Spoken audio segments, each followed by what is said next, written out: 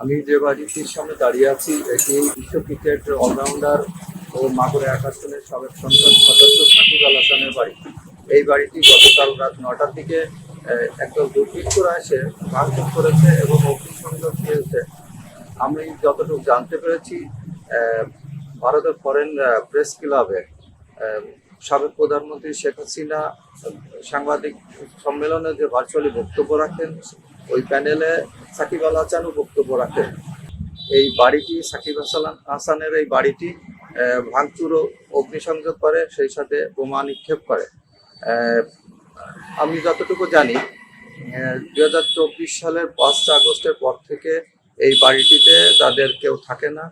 এই বাড়িটি বর্তমানে পরিত্যক্ত অবস্থায় আছে। আমি যেটুকু দেখেছি এখানে অগ্নিসংযোগের চেষ্টা করা হয়েছে, পাশাপাশি কিছু জানালা কাজ ভাঙচুর হয়েছে, ইট পাটকেল মারা হয়েছে এবং ককটেল মেরেছে বলে আমি শুনতে পেয়েছি।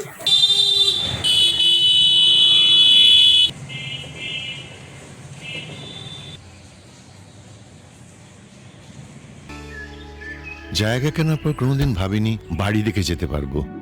বাবা, তুমি করেছো জমি আর আমি করলাম বাড়ি। এখন থাকবে তোমার নাতি। বসুন্ধরা সিমেন্টের দৃঢ় গাঁথুনি গড়েছে 3 প্রজন্মের এক ঠিকানা।